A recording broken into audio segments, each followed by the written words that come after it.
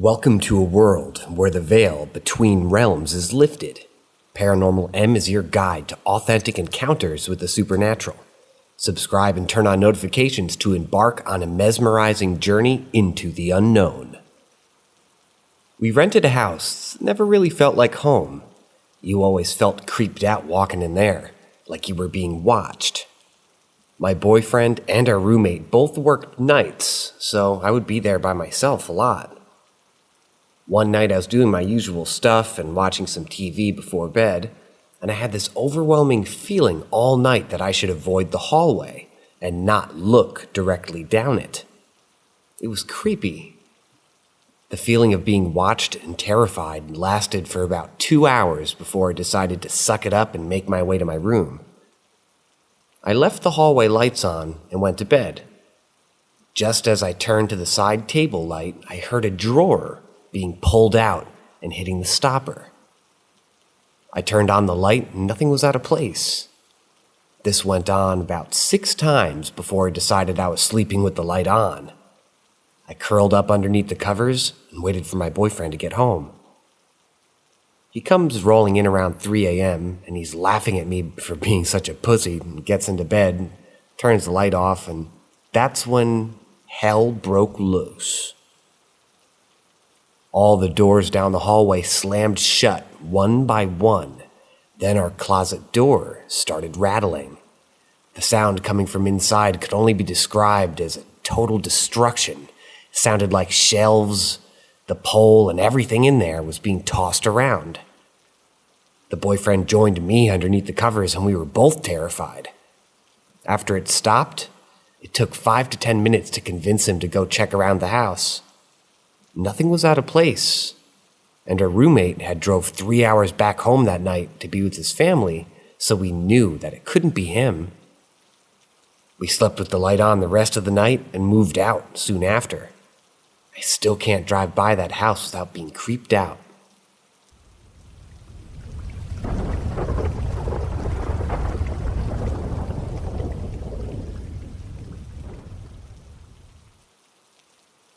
Ask Reddit 2. I just moved out, living with a good buddy and a guy that moved in before I did. The guy was a bit strange, but I didn't really think anything of it. One night he asks if I want to help do the dishes.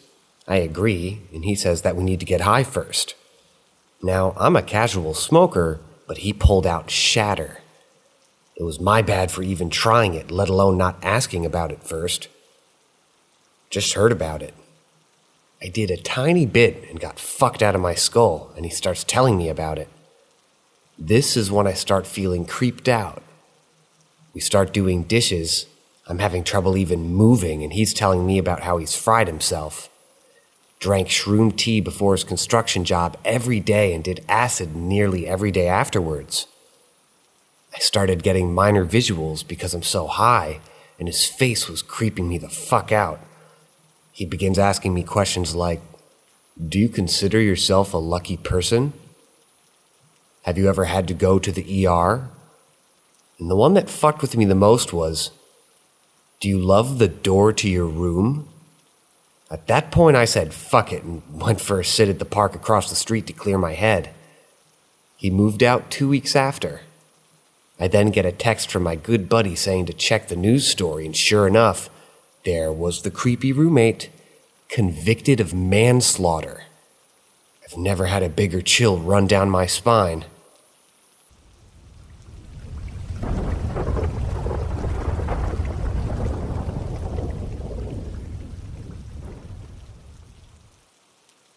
Ask Reddit 3.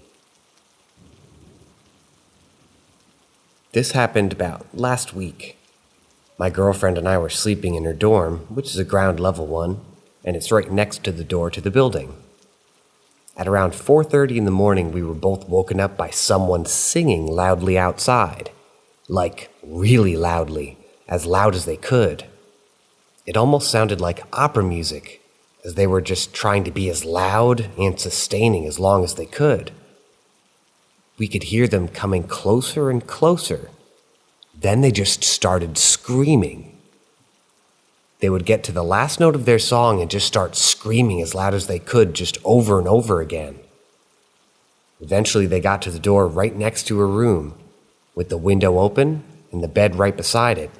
It sounded like they were right next to us. It was so loud and terrifying. Soon they moved on, still singing and screaming. They went over to the other side of the building, and the RA went out of the door to tell them to shut up.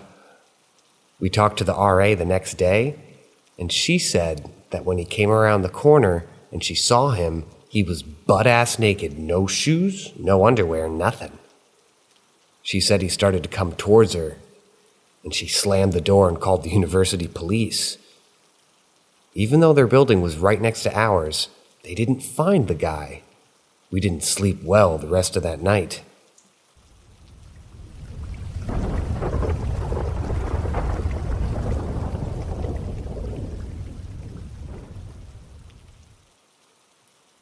Ask Reddit 4. It was a Friday evening, maybe around 6 p.m. I was walking my dog through the woods, and I was wearing headphones. I used to walk her all the time on this route, so no reason to be afraid. It was very rare to see anyone else walking at this time of day, on a Friday. Actually, why I actually chose to walk her then. And I'm coming down through this field and valley when all of a sudden I start to feel on edge. The feeling just kept getting worse, so I turned off my iPod and took my headphones out. I was half jogging by the time I got to the bottom of this field. My dog had taken off way ahead of me at this point. I squeezed through a hole in the fence and onto a dirt path surrounded by trees, took the usual right and kept checking behind me. Well, here's the horrifying part. I keep turning around to check if anyone's behind me, and I see someone, or some shadow-like figure, which is more what it looked like, flick from behind one tree to behind another big oak tree. I think I audibly yelped at this point, but I kept power walking away. I was still fairly close to whoever or whatever this was, and tiny teenage me knew that I was unlikely to be able to outrun this thing. I kept walking a few more paces before turning around again. This goddamn thing is now standing right in the center of the path, further back near that tree. It has its arms straight down but out from its sides. Its hands were fists, and it stood with a wide-legged stance. I say thing because it looked like a shadow of a man. It looked like it had a cloak and a whitish-brimmed hat, but the whole figure was completely opaque. It just looked angry, and it's staring right down the path at me. Needless to say, I sprinted home from there and practically had a panic attack when I made it back. No idea what it was, but I know what I saw. This was in the UK, and an urban legend about that wood, and that crossroad area in particular, is that they used to hang people back on that oak tree way back when. Whatever the hell it was, it's not something I'll ever forget.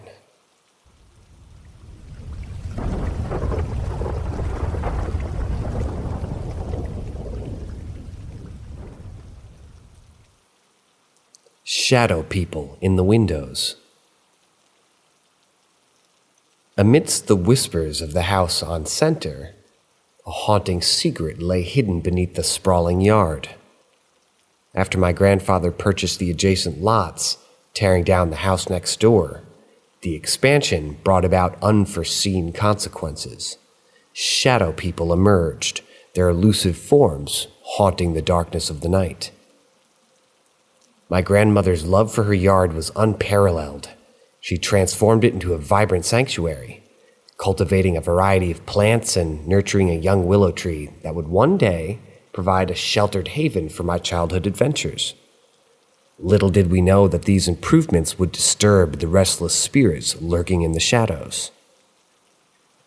As a child, my bedroom occupied the space that once served as the funeral home's viewing room. Similarly, my mom had slept in that room during her younger years. This connection to the house's past seemed to amplify the supernatural encounters that awaited us. Night after night, I would lie down to sleep, oblivious to the eerie presence that surrounded me. On one fateful night, I heard a voice calling my name, echoing through the halls of the house. Thinking it was my grandmother summoning me to the kitchen, I obediently rose from my bed to venture to the living room. But what awaited me sent a chill down my spine. Through the windows, I saw a multitude of shadow people, their silhouettes hauntingly peering into the house. Frozen in fear, I could do nothing but stare back at their unsettling gaze. Just as panic threatened to consume me, the voice called my name once more, jolting me back to reality. I sprinted into my grandmother's bedroom, screaming in terror. She comforted me, dismissing my experience as a mere nightmare, unaware of the chilling truth that awaited further exploration. In conversation with my mother, I discovered the eerie history of the demolished house that had once stood next door. It appeared that the shadow people had been bound within its walls, visible through the windows even before the house's demolition. Now freed from the physical structure, they roamed the property, their presence felt in the dark corners of the yard. I was a bit curious as I learned that these ethereal figures would wander aimlessly, their eyes fixated on the windows of our home.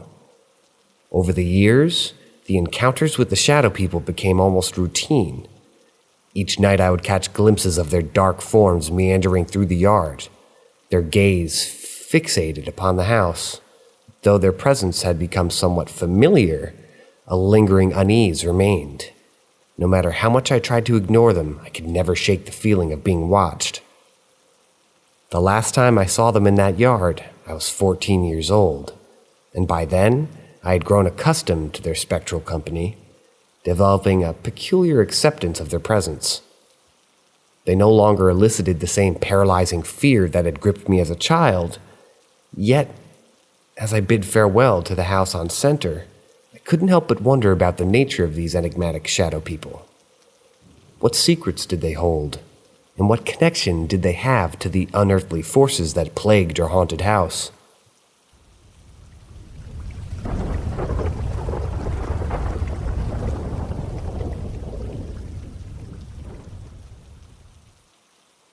The Rotten Man.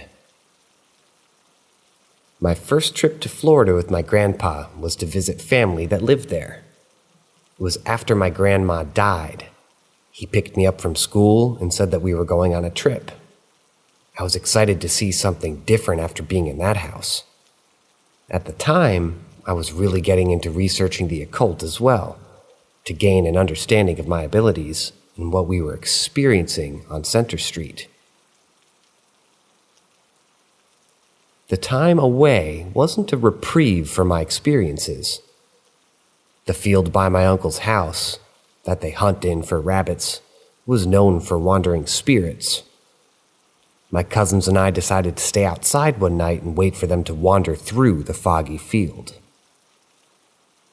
After hours of waiting, I saw a shadow wander through the field. I instantly was reminded of the shadow people on Center Street. All my cousins but one ran. He and I were both more curious than afraid. So I thought, he spoke up. "I don't see anything out there." We both laughed as we walked back to the house. He was a skeptic when it came to the paranormal, understandably. After the trip, they decided to follow us back to Ohio for a few days. Coming back to that house left me feeling sick to my stomach. The night we decided to play in the yard, I really didn't want to, but still being young, I was convinced. We walked into the very backyard, which resembled a sort of junkyard, with my grandpa's habit of collecting. We were discussing my experience in the yard, and the same cousin, unafraid, was sure that I was making it all up. The rain began to fall, and I instantly got goosebumps, like I have so many times when a spirit was around. This time it was like every fiber of my being wanted to run. Do you feel that? The words came out of my mouth as lightning fell close by. It made what I was feeling visible, in my opinion, to both me and my cousin. It was a man wearing a jumpsuit, at least 7 or 8 feet tall. His eye sockets were empty, and his skin was like gray leather stretched across his face. Those few moments were enough to make us run for the house. I didn't go back there again until weeks later to retrieve the shoes that came off my feet. This was the only time I saw this entity so detailed. I'm sure it was the energy from the storm that allowed it to manifest so clearly. I say that because I don't think this entity was ever human.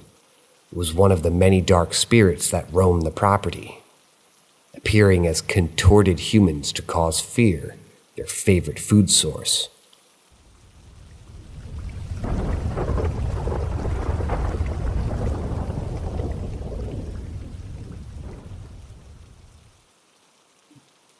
When I was 15 and my best friend Nora shared the same dream. My friend Nora and I were best friends, and we were readers of occult books and witchcraft metaphysics, Ouija boards, and tarot cards. Just typical interest young teen such as ourselves had. We were co-babysitting children one weekend, and we fell asleep on the trampoline outside. I woke up frightened that I had a bad dream, and Nora woke up asking, "Are you okay?" I said, "Yeah, why?" She said I was dreaming of you being chased in the woods. Some man was chasing you. You rammed into a coveted bridge and jumped into the backseat of a car. I was like, what? I too dreamt that I was being chased by an unknown man, and I was wearing a red coat, and I did run into a covered bridge. And when he caught up to me and opened the door, I jerked awake. My mouth was wide open in disbelief. She said, "You were wearing a red coat." I said, "Yeah, I was." I said, "Where were you? I never saw you in the dream." She said I was hiding behind a tree watching all of this happen. This was the single most amazing or crazy thing that ever happened to me. Is there a name for that?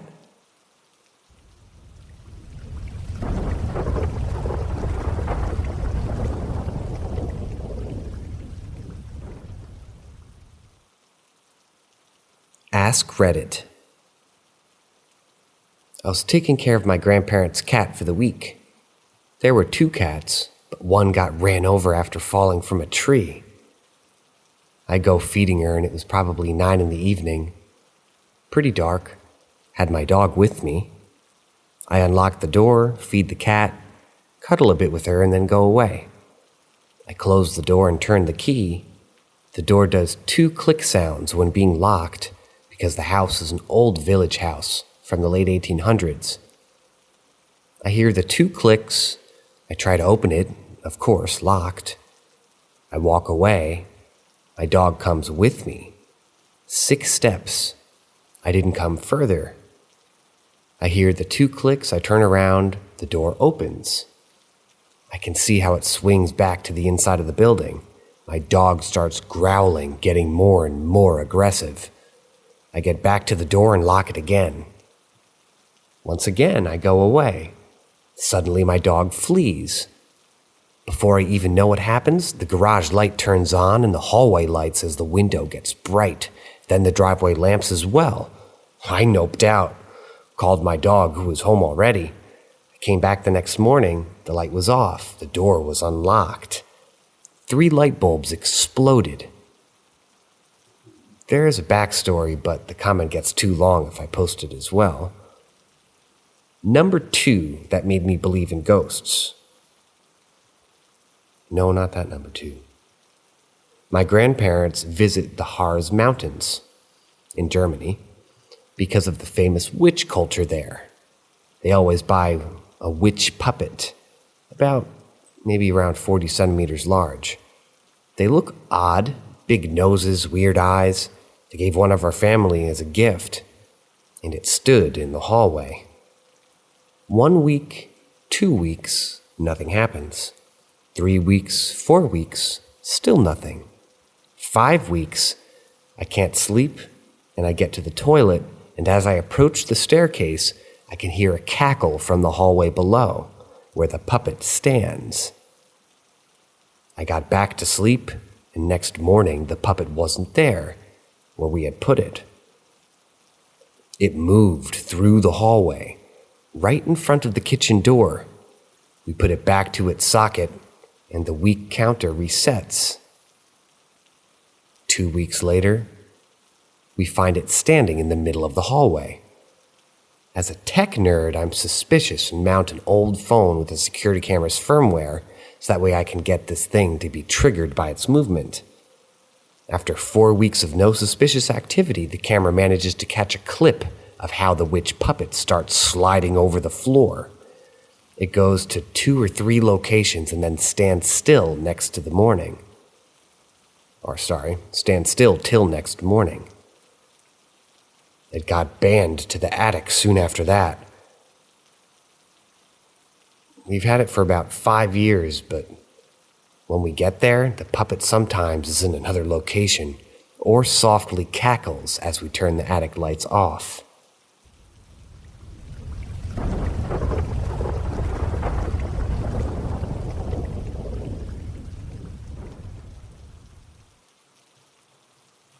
My sister saw me in 2 places at the same time. Yesterday I was in my bedroom with my younger sister and I was braiding her hair. It was taking a long time and I really had to use the bathroom, so I told her to give me a minute and I walked out. It's important to keep in mind I didn't tell her where I was going, what I was doing, or how long I would be gone. I just got up and went straight to the bathroom. I was in there for about 10 minutes because I had gotten into an argument with my friend over text, which is important to note because it doesn't normally take me that long to use the bathroom. After I'm finished, I walk out of the bathroom to wash my hands. Our sink's on the outside, but when I walked out, I was in direct view of my sister because the sink is across from my bedroom door. As I was washing my hands, I noticed that she was staring at me with a perplexed look on her face, so I asked her what was wrong. She calmly asks me how I could have walked out of the bathroom. This was a very oddly worded question, so I asked her what she meant. She asked me, "Weren't you just in the living room?" And I told her, "No, I've been in the bathroom the whole time." My sister began to look very sick as she told me, "I just talked to you in the living room. When did you walk to the bathroom?" In a very concerned tone, I insisted to her that I did not enter the living room, and since I had gotten up and walked out of the bedroom, there was no point in which I had entered the living room. I asked her what I, quote-unquote, had said to her when she saw me in the living room. She tells me that she saw me sitting on the couch with my hands neatly folded, and I was staring off into space. She then told me that I had a very disturbed and concerned look on my face, which prompted her to ask me what was wrong, to which she claimed I responded, "Nothing," in an eerie tone. My sister claims that the me that she had been looking at looked just like me. My hair was in a loose bun, I was wearing some gray shirt and old red pajama pants. My face was the same and everything was the same, but it wasn't me. I know it wasn't me because I have no recollection of that happening. I was in the bathroom the entire time, distracted by my heated discussion. I have no idea how this happened, but my sister told me after our exchange, she felt nauseous, like something was off. I'm not sure what to make of this. I'm a pretty rational person, and I've heard stories like this before, and I want to look into the possible carbon monoxide poisoning because it's been known to cause hallucinations. However, only my sister has experienced this. Neither me nor my roommate have ever seen anything out of the ordinary. We've been theorizing about parallel universes, possession, demons, curses, but we really don't know what's exactly going on here. We're just looking for some answers.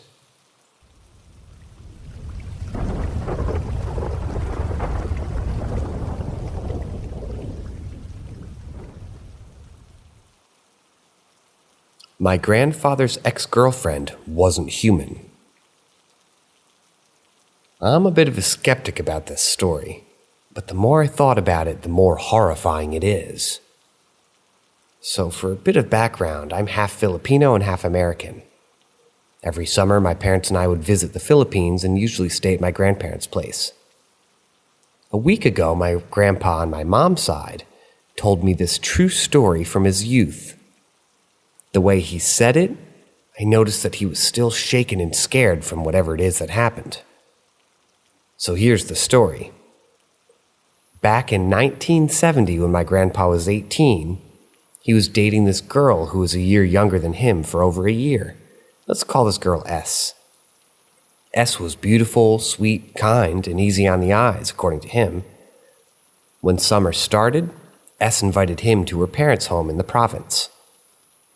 S was currently staying with her aunt while she went to school in my grandpa's town.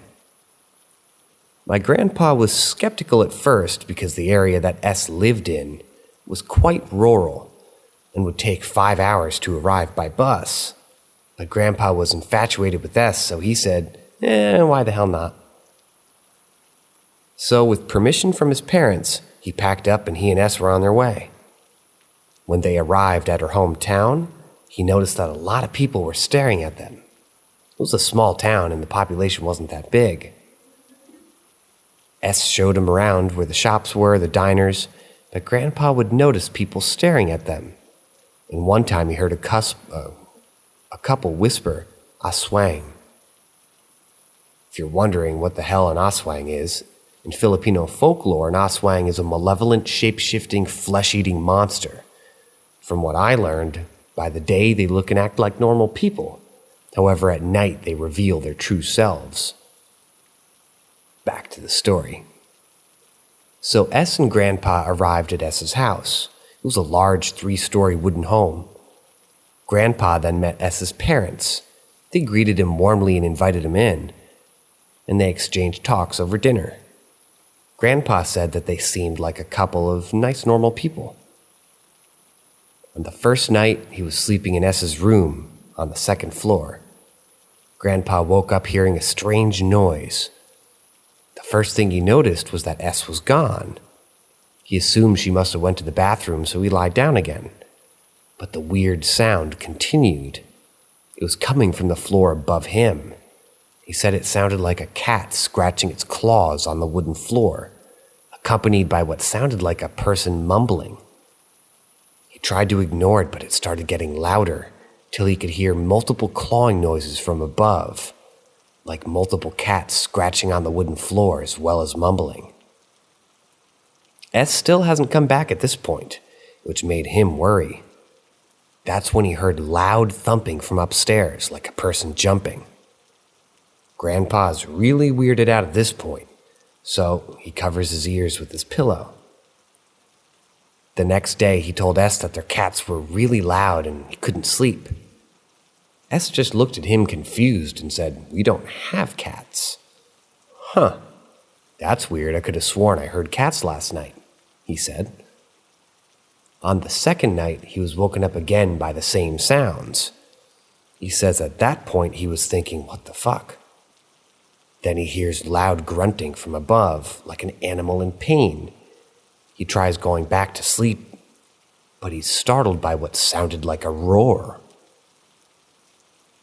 This continues for another day until on the 4th night, Grandpa decided that he had had enough. He was going to man up, march upstairs, and see what the hell was going on. So it was around 1 a.m, according to him, and he said it was strange because he didn't hear any more of the weird noises. But he decided to go upstairs anyways.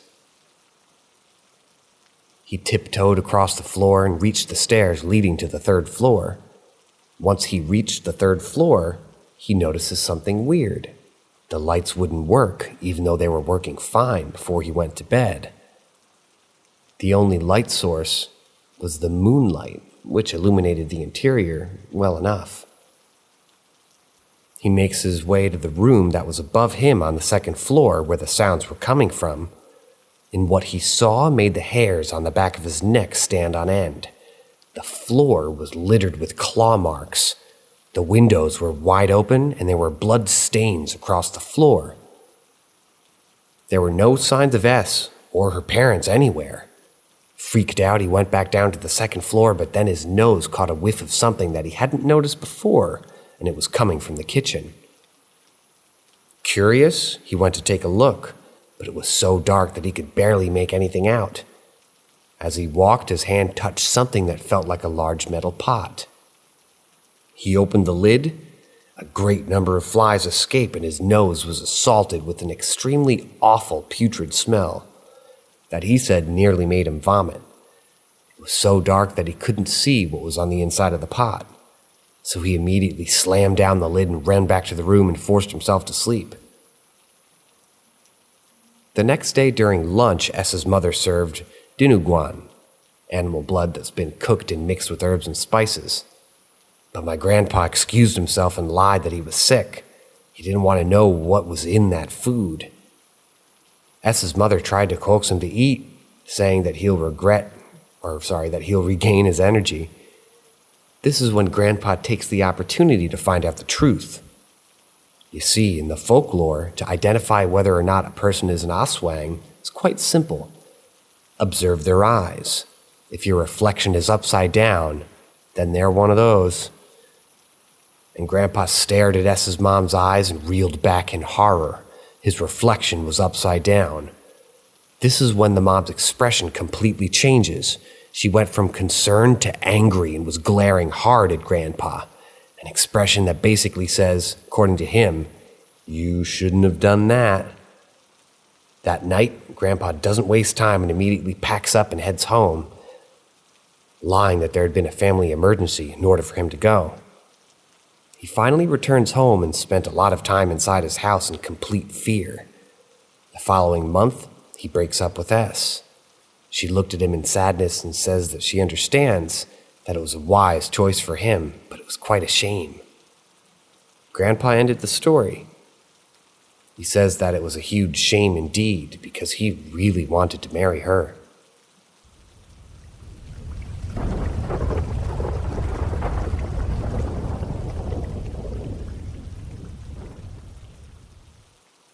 Castle Fanneman, Wales. So I visited Fanneman Castle with my family. We had a really great time and I would recommend, but there were some weird things going on there that I'd like to share as a medium in training. But if you're sensitive to this sort of thing like me, be very careful and don't go alone throughout the entire night, because I was feeling dizzy and something that wasn't really happening outside of the building, only inside. The first room we entered was the library, and we were given free rein to do what we wanted up there. Upon entering, myself and my mother, we both felt a sharp pain in the chest, a rapid heartbeat, and difficulty breathing. No one else experienced this. We, myself, my mother, and my aunt, ended up using a pendulum to communicate. We ended up communicating with both spirits in the castle and from outside the castle. However, I'm just going to talk about the castle's spirits, the first one that I met. I had met her at home, and she was just a little girl. She seemed no older than 6, but this was incorrect. Wearing a light dress, who had long hair. This was later confirmed by one of the workers, that she was a little girl, and she was wearing light clothes when spotted. I also talked to somebody who passed of an unknown cause, but they shared an allergic reaction to theirs, that they had a visitor in the castle when eating. Towards our ending time of our visit, in the room I saw a lady of the manor, Lady Anne, walk across the other end of the room and stand in the corner staring at us. All of these experiences were explained part from the spirit who shared the allergy. I'll not be sharing what was said for any of these, by the way. The second rooms we visited was the men's sort of room, I guess, in the attic. I had been so scared in that room. Nothing wanted to communicate with us, but something was following us the whole time. We had absolutely no activity in the men's office room thingy until we went into the attic. It was a very small space, but I felt like we were being watched from all angles. I was so uncomfortable up there that I started crying. Things were thrown in the office area, doors were slammed, and something was in the back room of the attic. I saw even more shadow figures. The first one I saw was in a crawl space up in the attic that seemed to be a small child. Although other people saw a cat or some sort of animal, the second one I saw was in the back room, and it was a man peering round the corner staring at us. Whatever was in there wouldn't communicate with us at all, but was welcoming with the men apart from the guide. I would have photos of orbs from family members, but they were deleted in the attic by something unknown. I do, however, have a video of the room, which I'm very happy to share, but sadly cannot due to not having the people in the video's permission. The last rooms we visited was the cellar and the kitchen. Now, our guide asked us not to share certain things about the cellar and its history, but there is a male spirit who really likes blonde women. I didn't go into the basement due to that feeling once again being unwelcomed, but I saw my final shadow figure of the night, which was a man walking across the entrance of the cellar. The kitchen is where we ended off, by taking 2 children, a little boy and a little girl. The kitchen was the most calm room in the house, and it was also the one that I found to be the happiest. However, we didn't do a seance down there due to the guide having done 2 more previously.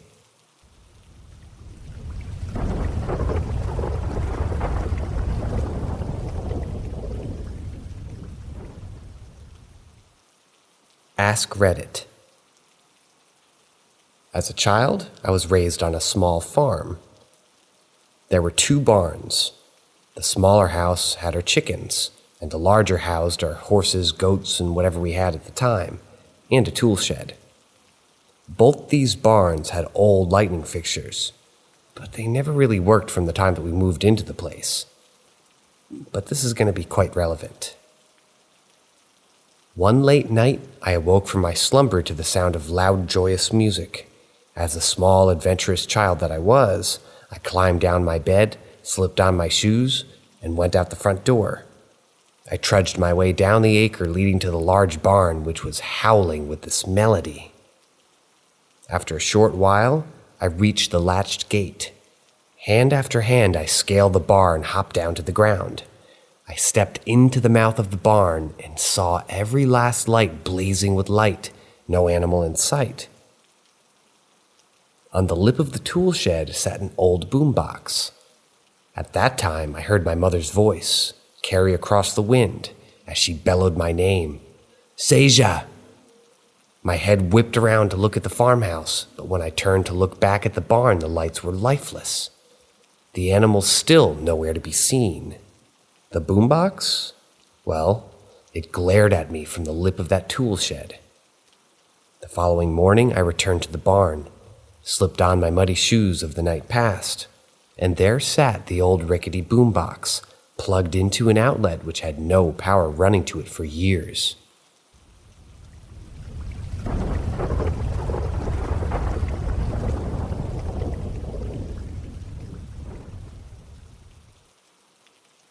Ask Reddit.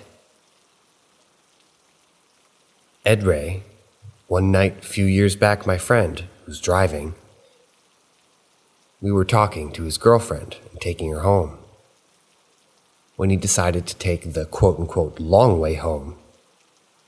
As we're driving along this fairly deserted back road, I began to zone out and stare at this blinking red light off in the distance, and casually thinking to myself, I wonder when they build a cell phone tower all the way out here, when suddenly it blinks and is dramatically closer than it was just a moment earlier.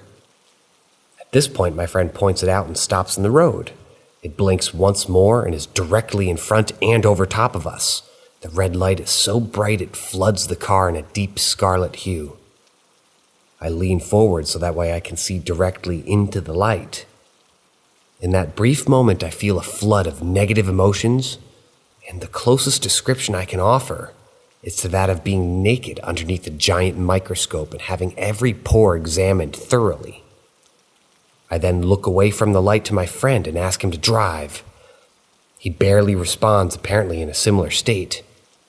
Then he snaps out of it and starts driving. As we get a little way down the road, I notice the red light isn't fading and the interior of the car is still clearly lit by it. I look out of the window and to my horror, the light is following us and does so for approximately 1 or 2 miles. The light unexpectedly veers off to the left and comes down to ground level in a patch of trees. And this was adjacent to the road. My friend stops the car again and continues to stare at it and abruptly declares that he's going to get out and look. And it's like he's in some sort of trance. He opens the door and I grab his arm and tell him that if he does, I'm getting in the driver's seat and I'm leaving him. So that way we leave in that instant. He looks at me and seems to come to, punches the gas so hard that the tires lose traction and spin out. The light remained stationary as we rode away, but I've never looked at the night sky the same ever since.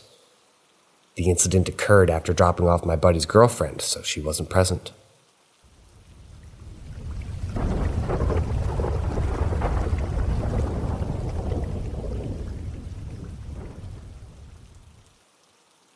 Ask Reddit. When I was, 9 or 10-ish, me and my family were in my kitchen playing Monopoly, having a blast. Now, for a quick reference, the house we lived in at the time was pretty small. The kitchen was the biggest room by far, so that's where we spent a lot of time in. I'd say it was around 9 or 10 p.m., and while we're playing, my dog poked his head straight up and looked down the hallway. And at the end of the left in my room, across from my room, was my parents' room. Both lights were on, so that's on us. But my dog starts barking and getting really aggravated. We look down the hall and see a human silhouette walk from my parents' room into my room. We were in shock and didn't know what to do. My dad got up, grabbed a knife, and slowly walked down the hall. My dog followed behind him.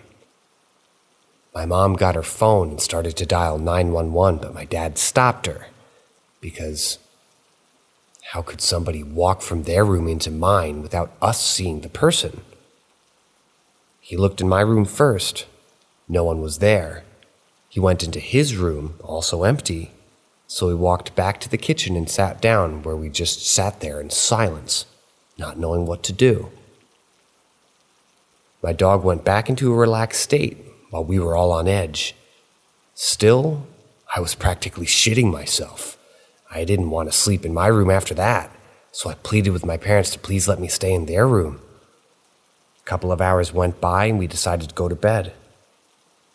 I couldn't sleep, so I laid with my parents just staring at the ceiling while shaking in fear, thinking some kind of boogeyman's gonna get me. I wish I fell asleep because what I saw that night was just horrifying. I don't know if it was my mind making something up, or if there was actually something standing there in the dark. I was frozen in fear as I stared at that shadow being. My eyes being adjusted to the dark, I could see a bit more clearly. I could see a bit of their facial features, but not enough to make a face. I couldn't see eyes at all, but I swear that it stared, and that thing was looking, because I saw a smile slowly go across their face, and I dove under the blanket shaking. I woke my dad up, and he turned the lights on, and there was nothing near the doorway. He waited for me to fall asleep, and when I woke up, I was in my room, and shortly after this incident, we moved out. My dad put me in my room, just to clarify.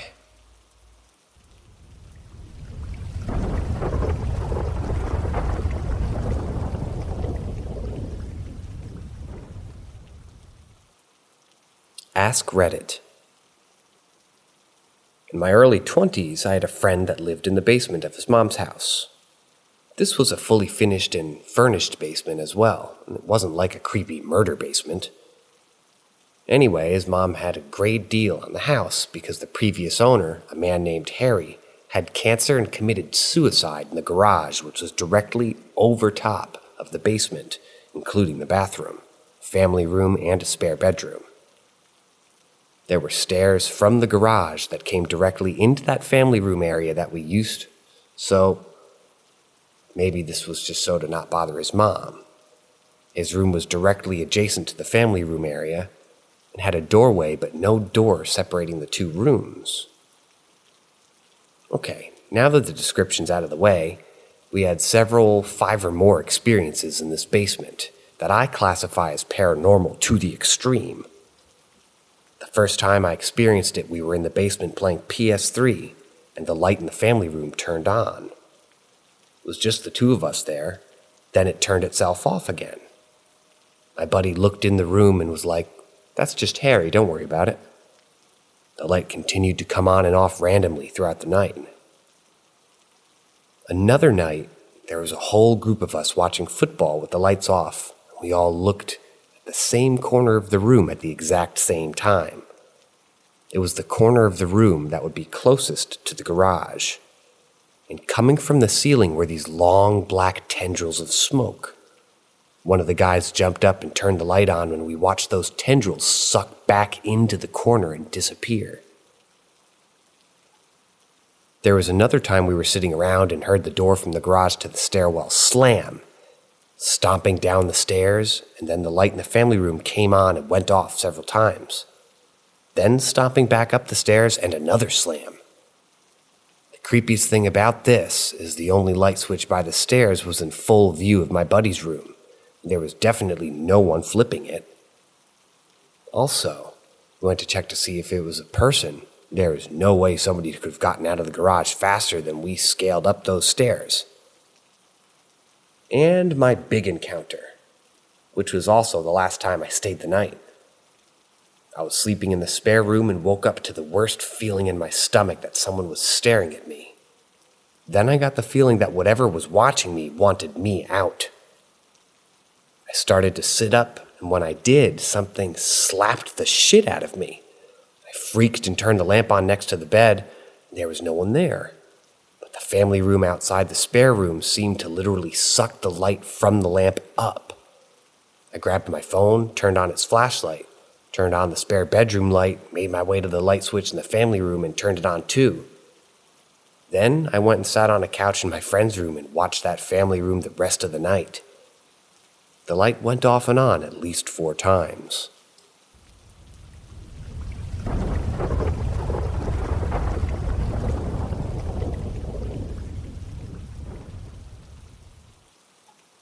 Middle of the desert, skinwalker experience. My sister and I were off-roading around 1 a.m. this one night in my old Jeep. We ended up coming across this large water retention basin and decided to explore it a bit. While we were cruising around, we started talking about skinwalkers and whether or not they're real. The conversation had spooked both of us a bit, as it was pitch black out. Not a light in sight other than my light bars. We ended up changing the topic and kept on cruising. Not even 20 minutes later, we both got this very uneasy feeling of being watched. And shortly after, my dash lights start flickering. Something that they never do and haven't done since. Already spooked from the previous conversation, this creeped us out even more and we decided it was time to call it a night. As we were about to leave the retention basin, my Jeep engine died, trying to climb a slight hill out, which was also not normal for my Jeep. It struggled to start but eventually started and it was barely running. At this point, we were terrified and I gunned it out of there while my Jeep continued to run like it had a bullet shot through the engine. We definitely said our prayers as neither one of us was going to get out and take a look at that point. Once we got back to the main road, we made it to the gas station close by and stopped to investigate. Upon investigation, I found a vacuum line had been disconnected. A vacuum line that should not have come off, as it's securely connected. I reattached the line and my Jeep ran perfectly and hasn't come off for years. I have without a doubt real paranormal experiences in the past, and this definitely felt the same. Was it just an unfortunate series of events, or was there something out there with us that night? I'll never know, and I definitely don't want to go back out and find out for myself.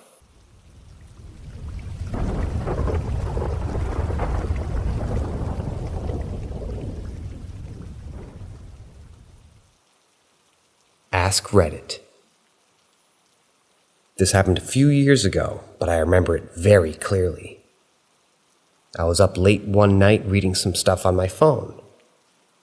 Deciding it would be a good time to stop and get some sleep, I closed the screen and turned to the other side of the bed since I feel like the coolness of the sheets.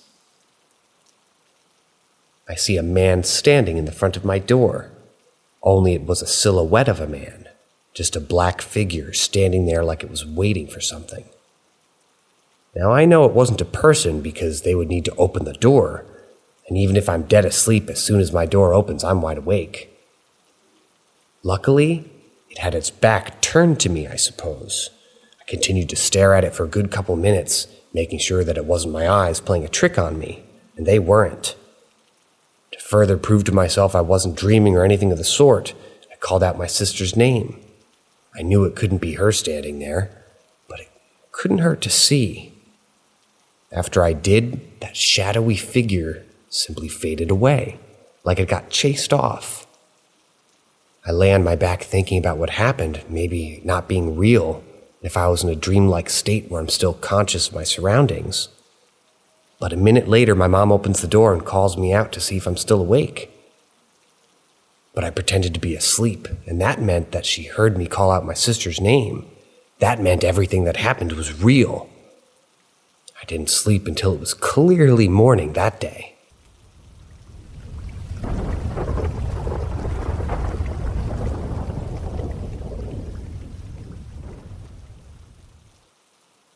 Ask Reddit. I was in my basement, sitting on the corner of my couch, and out of the corner of my eye, I thought I saw my young sister walk by into the kitchen. She was wearing a long white gown or a t-shirt. I was so convinced that I saw her that I got up and started calling her name, looking for her, but no luck. My friends were down there, sort of just gave me crazy looks. I wrote it all off as my eyes playing tricks on me, and since I didn't have any other experience after that for a while, I dismissed it. 4 years later or so, I was with several groups of friends I was with a separate group of friends from the previous time, all of whom I'd never told the story to. My friend was sitting in the exact same spot that I had been at when he suddenly asks me, "Hey, is your sister home?" She wasn't home, so of course I asked him why he asked, and he responded, "Well, I thought I just saw her walk into the kitchen back there." The hairs on my arm stood up, so I asked him what it looked like. She was wearing a long white t-shirt. I've never gotten the chills like that before. I had a couple other experiences in my basement, such as burning feelings on my arm, which turned into a raised scratch. There was also a time I was on the couch with my girlfriend, who never believed me when out of nowhere a towel that was hanging up just swung up, swayed back and forth. All in all, I've had enough weird moments in that basement that I assume that there has to be something a little bit unexplainable down there. The moment that cemented my belief was when I told the story to a neighbor. They were fascinated and went on to explain that a family who used to live on my street a few houses down had 2 sons who claimed that a girl in a white dress sat in the corner of their room and talked to them at night. The parents were so freaked out that they decided to move away. Seriously sounds like some made-up bullshit, but I know what I've experienced, and no one's going to change my mind.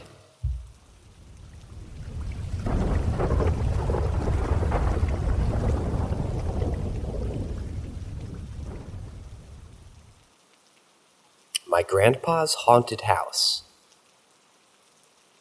So I'd like to get rid of a few things about the old house of my grandfather. Prehistory. The house was built around 200 years ago, As far as I know, there were often soldiers in World War II, and a few were given shelter here. One disappeared after a few days without a trace. It was also an old restaurant.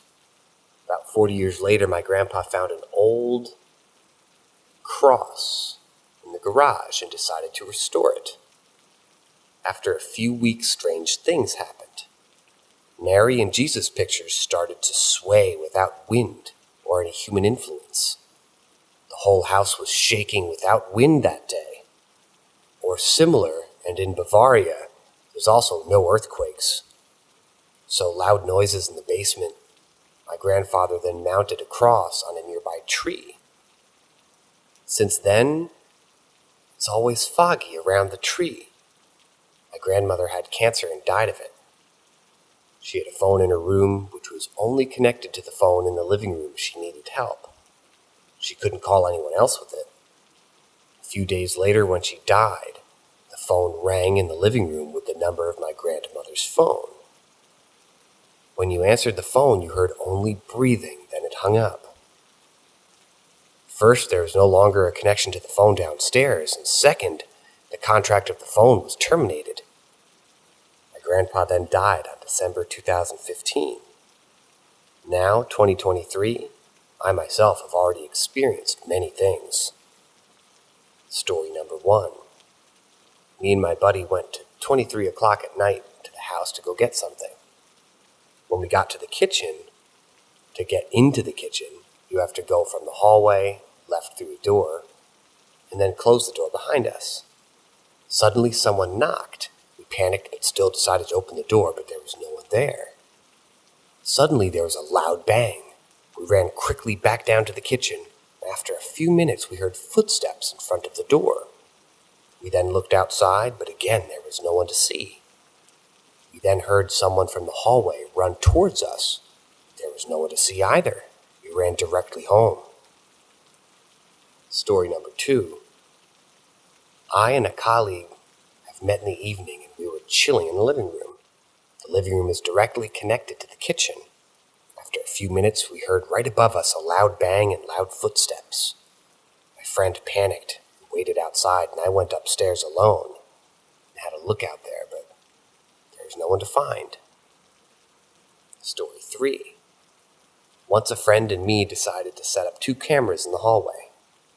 At the end of the hallway, there goes a door straight into the stall, and on the right, a stair to the bedrooms in the attic.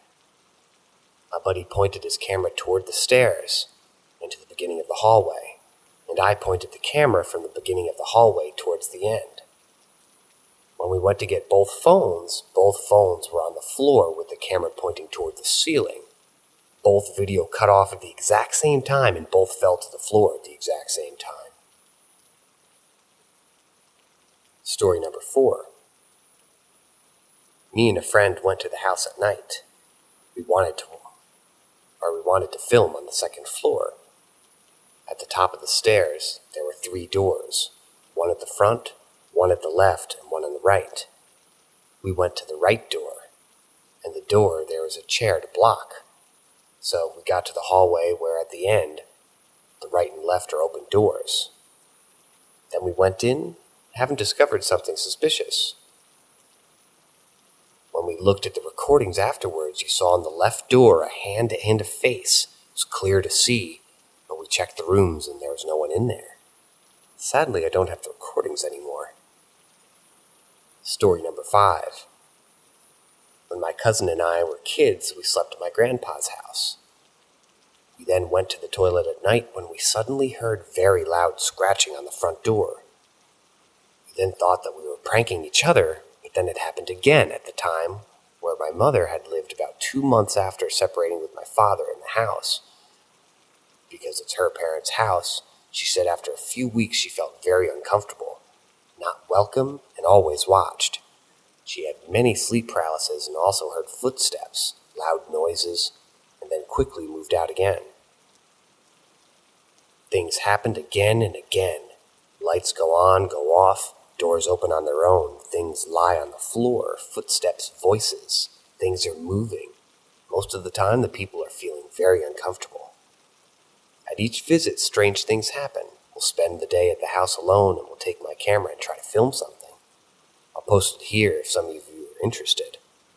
Hope y'all can help me or us figure out what's going on, and please let me know if someone's experienced something similar.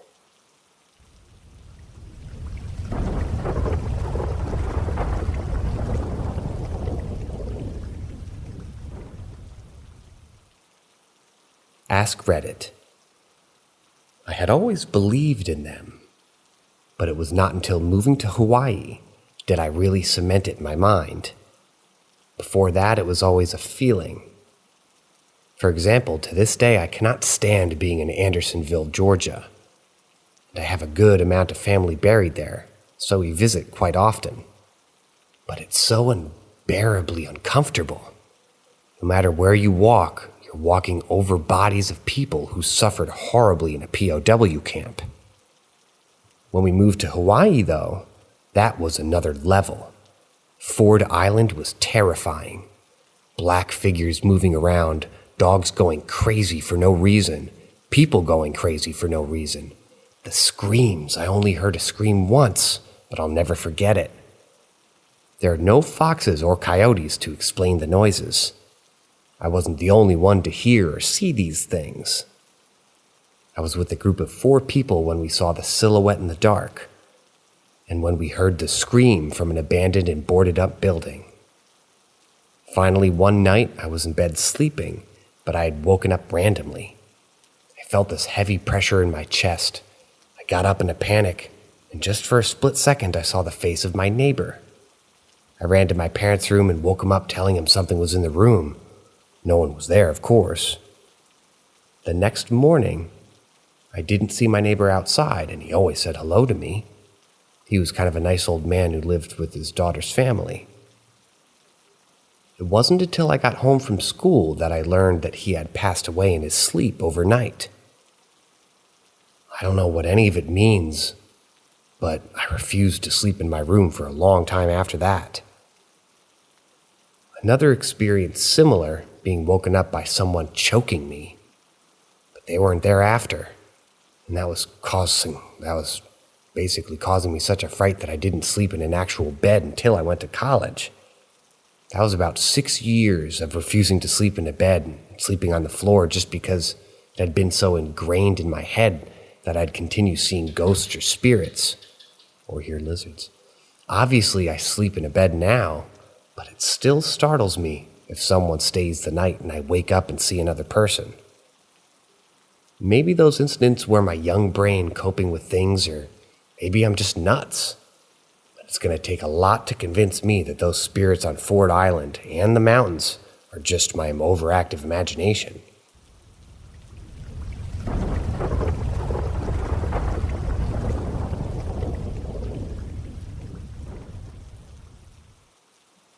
I think I just got visited by my grandparent, that I got named after.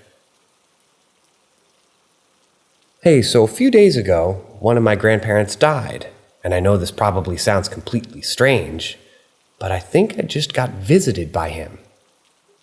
I was watching some YouTube videos with a few friends together, and I had a really strange feeling that someone would walk with his fingers along my neck. I mean, I got named after my grandpa, but I can't remember the last time I visited him. He lives in a different country. A few days ago, when my mother planned to visit him, since he was very sick and we knew that he didn't have much time left, in the next few days, she got a call from her brother that he died in the morning. I was really sad, but it hit my mother way harder than me. She wanted to visit her family and drive alone to them. The next few days, nothing much happened.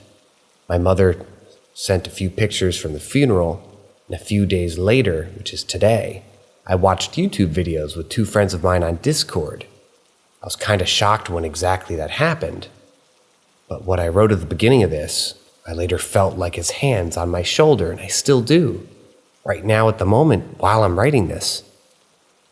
I had before sometimes had that feeling of a hand resting on my shoulder, but I really sort of felt like it was walking along with his fingers up my neck. I never had this feeling before.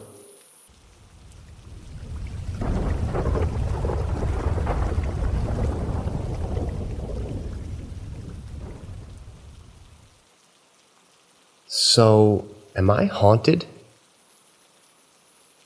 So I know this sounds strange. I think I can feel the presence of ghosts. Let me explain before you think I'm just completely lost my mind.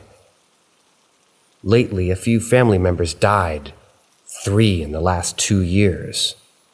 I felt the presence of them, and there happens to be strange stuff around my apartment. I will simply mention the stuff that happened so far. I feel the touch of them. After some time,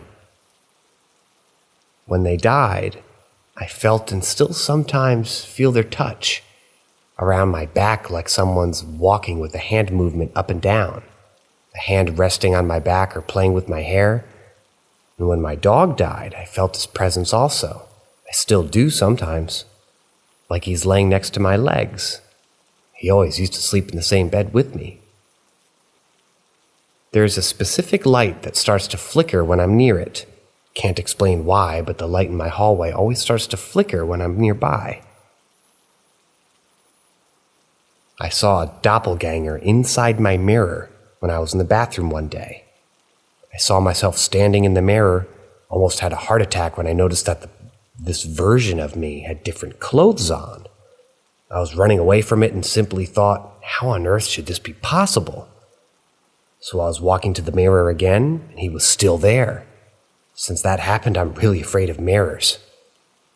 When I was just 20 minutes ago in the kitchen, there was the fall of a bag from an open cabinet, and the door just moved on its own.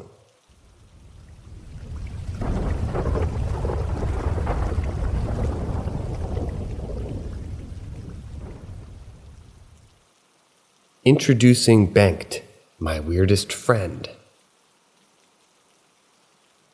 Picture a decently tall humanoid shake with no features, hair or clothes, and with skin as white as paper, with areas covered in dust and dirt all over. For the sake of convenience and to add a little bit of lightheartedness to it all, let's call this thing Bengt. The first time I ever saw Bengt, I was around 10 years old and had just gotten home from jiu-jitsu.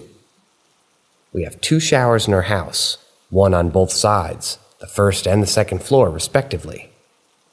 I was using the one on the second floor. That shower doesn't have a... Sorry, the writing is confusing here. The shower doesn't have a curatorn, but instead has a super cloudy skid-intricate glass door. So we always lock the door to the room itself when using it. I was just about to get done in the shower, and as I was turning it off, from the corner of my eye to all the way across the room, then finally disappearing by walking to the opposite corner of my field of view, I say it. Bengt was just walking past, not making a sound and not even acknowledging me. Second time I was 15, as I am now, and I was sitting in the kitchen eating breakfast with my dad and my little brother. My mom had left for work an hour prior, and my little sister was still asleep. And I say it again, with outstretched arms darting behind me from underneath the table at insane speeds. Once again, not making a sound, my dad and my brother didn't seem to notice it at all, so I didn't mention it. The third time, I was walking between the school bus and the school in the morning. For a split second, as I was walking by one of the buildings, I saw Bengt just standing there, facing me, and not moving a centimeter, maybe except for a little bit of swaying. Another thing, throughout each of the 3 encounters, I was never immediately afraid, just weirded out and a bit curious in that moment. It's only after, when reflecting on it, that it sort of starts to scare me a bit.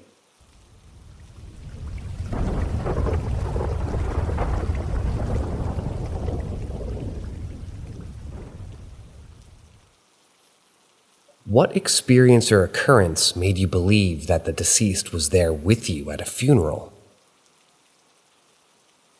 I wanted to share an incredible experience I had during a recent funeral service that truly left me in awe. It was a deeply emotional day as we said our final goodbyes to my father. However, amidst the grief and sadness, there was a profound occurrence that made me strongly believe that the deceased was there with us, watching over and offering comfort. As we gathered around the grave, ready to pay our respects, a magnificent monarch butterfly appeared and gracefully fluttered around the area. It was an enchanting sight, as if time stood still for that moment. What struck me the most was that the butterfly stayed by the grave for the entire duration of the funeral service. The delicate creature seemed to be at ease, even amidst the tears and sorrow. It danced in the air, floating gently from flower to flower as if sharing a serene connection with the departed soul. Its vibrant colors and elegant movements brought a sense of tranquility to the atmosphere, enveloping us in a warm embrace. The sight of this butterfly lingered in my mind long after the service ended. It felt like a sign, a symbol of hope, transformation, and eternal life. In many cultures and belief systems, butterflies are associated with the presence of departed loved ones, as they're often seen as messengers from the spiritual realm. I couldn't help but wonder if the monarch butterfly was sent by our departed loved ones to reassure us that they were at peace and still with us in spirit. It felt like a poignant reminder that even in the depths of grief, there is beauty and solace to be found. The presence of the butterfly brought comfort to everyone present, and it sparked conversations among attendees who were equally moved by this extraordinary encounter. It was a powerful reminder that our connection with those we love transcends the physical realm, and that they continue to touch our lives, even after they've departed.